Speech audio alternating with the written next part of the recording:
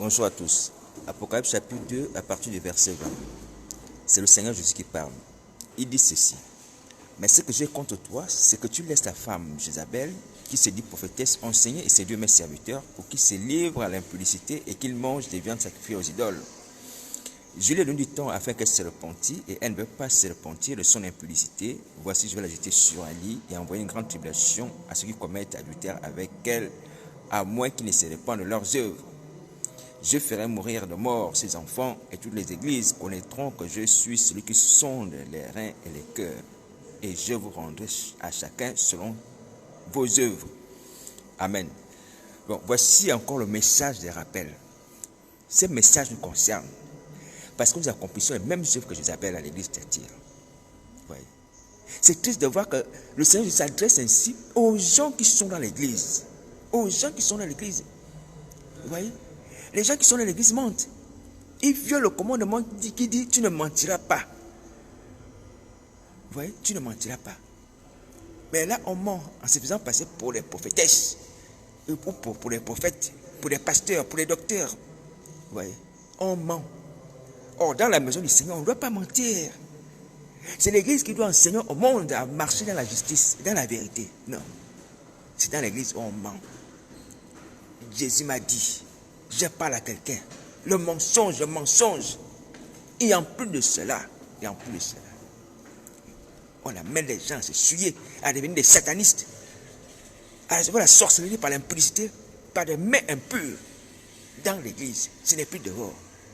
Dans l'église. Ça se passe dans l'église de Dieu. On n'a même pas peur de faire ces choses-là dans l'église. Même s'il fallait les faire, est-ce que c'est dans l'église? Oui. Je vous dis que ces paroles s'adressent à nous. Donc nos œuvres sont connues. Nos œuvres sont abominables. Elles sont méchantes. Et Jésus de Nazareth a décidé de nous châtier. De nous jeter sur un lit, comme Jézabel. À moins qu'on se repente. Voici pourquoi ce matin, je viens vous dire, frères et sœurs, repentez-vous. Repentez-vous. Repentez-vous.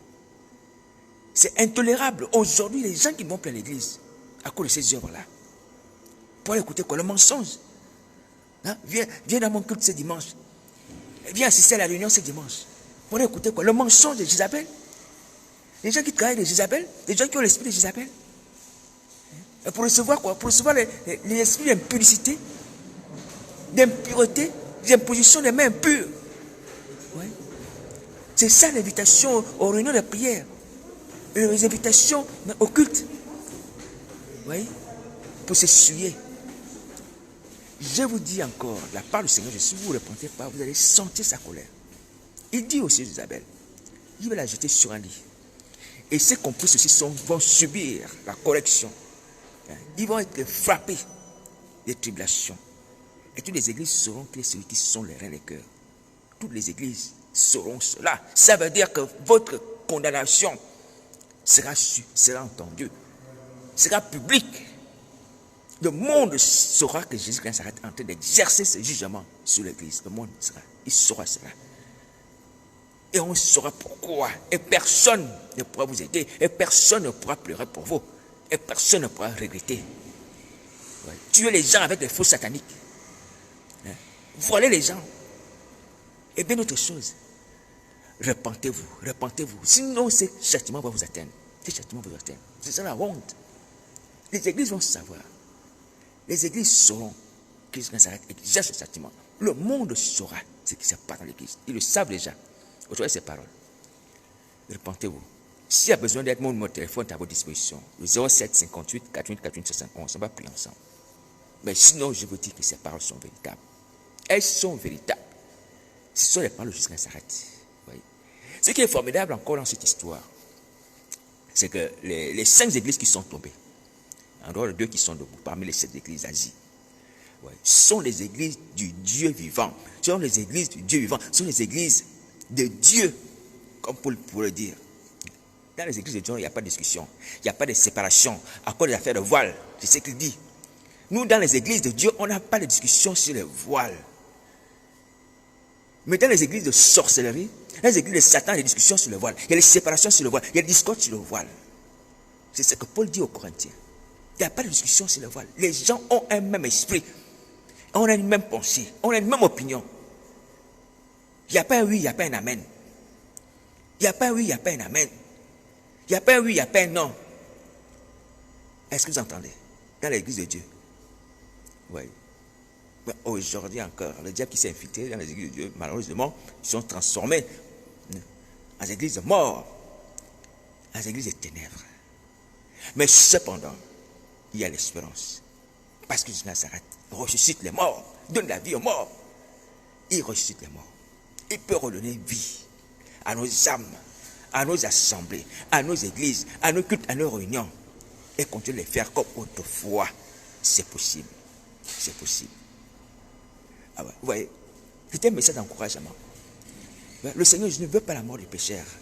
Même le pécheur chrétien, le pécheur qui était chrétien, qui est tombé, il ne veut pas sa mort. Il continue, il tend la main. Et c'est une grâce.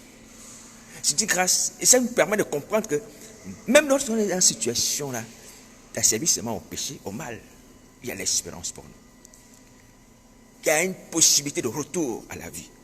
Parce que le Seigneur Jésus nous propose simplement la repentance. Et tout redevient comme avant. Les anciens chrétiens, repentez-vous, tout va revenir comme avant. Voici la parole du Seigneur Jésus. Arrêtez de vous entêter dans le mal. Voici la parole du Seigneur Jésus. Donc s'il y a besoin d'aide, n'hésitez pas à me contacter. Donc la Bible dit que demandez, on vous donnera. On va demander ensemble ta délivrance. On va demander cela. On va demander ton pardon. Si tu as besoin d'aide, on va prier. Mais sinon, va ton mobile jusqu'à s'arrêter. Va voir un frère dans le Saint-Esprit établi. Tu vas t'aider. Mais je te dis, si tu ne fais pas ça, tu seras puni. Et tu seras jeté dans les temps de feu. La suite nous dit que Jésus Nazareth va jeter les gens dans les temps de feu. Et les enchanteurs, comme Isabelle, vont être jetés dans les temps de feu. Le souffle, c'était la seconde mort. Ouais.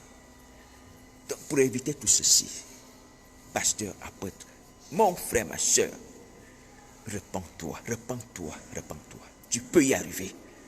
Lorsque jusqu'à ça te demande quelque chose, ça veut dire que tu es à la hauteur de cela. Tu es capable d'y arriver. Tu es capable de faire ça. Comprends-le. Comprends-le. Quand il te dit lève-toi et marche, ça veut dire que tu es capable de te lever. Regardez vous-même comment il a fait marcher cet homme qui était paralysé, qui n'arrivait pas à se jeter dans la piscine de Bethesda. L'homme qui était malade depuis 38 ans, il va dire bon, lève-toi, va dans ta maison, prends ton lit. Il va se lever, il va partir.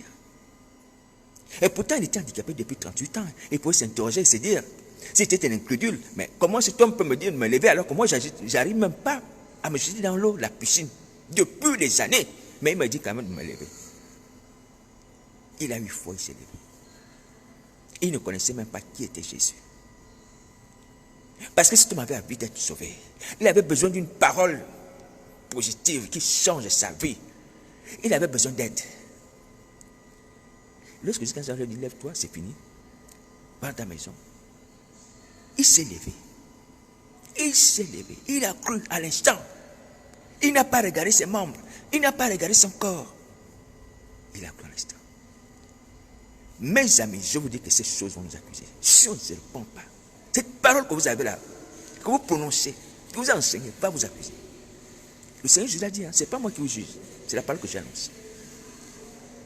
Ce sont ces histoires qui vont nous accuser. Et personne ne va nous répéter. On te dit repens-toi, ça veut dire que tu es capable de le faire. Quand le Seigneur dit à un paralytique, lève-toi, marche, lève-toi dans ta maison. Ces gens se lèvent et vont dans leur maison. Pourquoi on n'arrive pas à les imiter? Est-ce qu'il y a besoin à discuter? Jésus de Nazareth qui parle. Il vit. Vous le voyez agir dans ma vie. À cause de son sang, je suis debout.